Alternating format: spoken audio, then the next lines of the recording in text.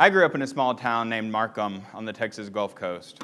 We had no stoplights, one little store called the Handy Pantry, and my grandparents' laundromat named Sudger Duds. My grandparents had 5 kids and were married for more than 60 years. Every birthday, holiday, and sometimes just for fun, my aunts and uncles would bring the cousins over for these wonderful parties. I loved my childhood. It gave me a center of home and family. Markham had a railroad track that cut the town in half. These long trains would blast through town, taking our crops all around the country. When I was 8, my friend and I were playing near the track. I felt this deep, low shudder in my feet. As we walked closer, I could smell the mix of heat and diesel and grain dust.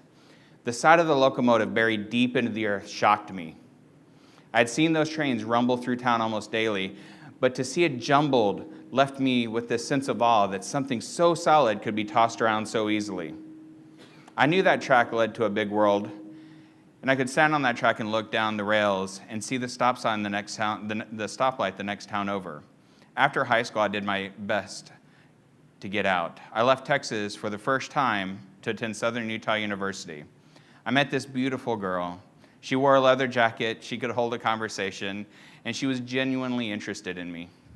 We fell in love. With her, everything just felt right. We both said we wanted the same thing, a future together. I was 24, she was 19. We got married, and we moved to Dallas because I wanted to be closer to my family. We had 2 little boys, and she was pregnant with our third. And when we went in for our 20-week sonogram, the technician just kept moving the wand around, and her face grew more and more concerned. She got the doctor, and he just started to shake his head and said, "I'm sorry, we can't find the heartbeat." I was heartbroken for her and the baby, but she was oddly calm, almost relieved. She grew distant and started to go out with her friends more. She kept provoking these fights over the most trivial things like where the spoons went. She wasn't feeling well, and her phone kept pinging, so I wanted to respond to whoever it was and tell them that she was asleep. I scrolled up through the texts from her new best friend, and it read, "I miss you, and I love you, and when can I see you again?" But not in a best friend sort of way, but more of a girlfriend sort of way. So I confronted her about them. I could see this mix of fear and relief in her face as she confessed that she had been cheating on me with a woman. She begged me to forgive her. I didn't want to give up on us. I didn't want to give up on our family. I wanted to cling to the life that we had promised each other, a life like my grandparents had. One night, after things settled down, we laid down, and she just blurted out, "You know what? I'm gay. I want a divorce." It just hung in the air, heavy and oppressive, robbing me of breath. I didn't know what to say. I was hurt. I was devastated. The person that I placed my future with had blown everything up. We had been together for 12 years. We had a family. She said that she had always kind of, sort of, maybe thought, but now she knew she was gay. I took the kids down to my mom's so the 2 of us could sort things out. I hadn't really been able to talk to my ex since she had come out, so we silently started to divide things up by putting a red sticker on her stuff and a blue sticker on mine. She turned to walk out of our back door, and I just broke down, and I yelled out, "Please, please, just don't leave me." And she closed the door and left, walking out on me and our family. I can't begrudge her sexuality, but her decision to walk away from our 12 years made everything feel like a lie. She broke my soul. The sense of betrayal, the feeling of loss, the overwhelming weight of everything upon me left me raw. The rest of the night, I packed up my stuff with their little blue stickers with the calming backdrop of candlelight.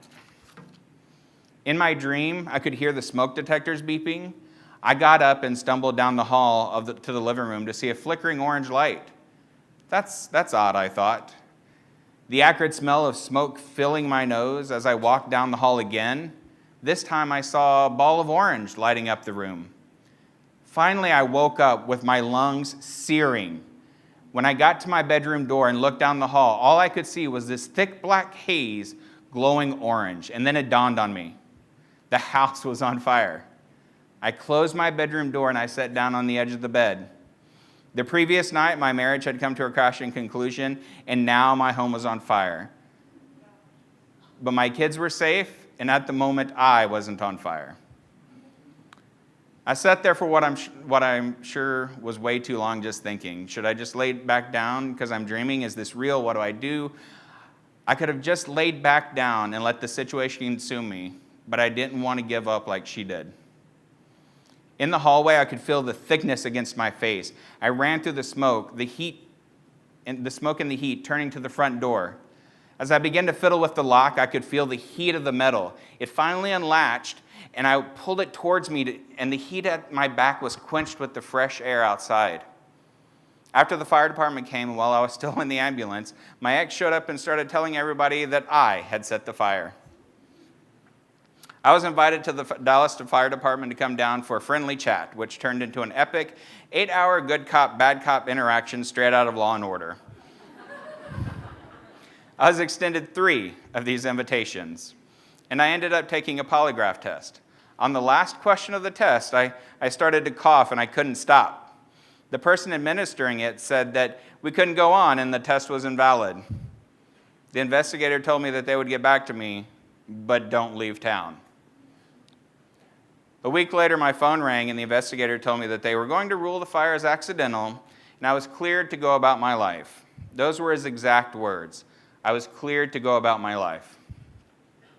So I began to pick up the pieces. I started to look at the divorce and the fire as the train wreck that my life had become. But I was determined that it was not going to define who I was. I was going to move on. After a year of just getting things in order, I met a wonderful woman named Hope. Hope is selfless, smart, and more importantly, straight.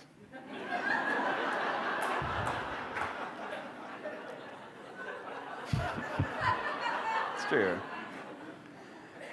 I'm still sad and hurt that everything came off the rails and that my life plowed headfirst into the dirt. But as I look to my Hopi, I see that there's more to life after the train wreck. Things can get put back together.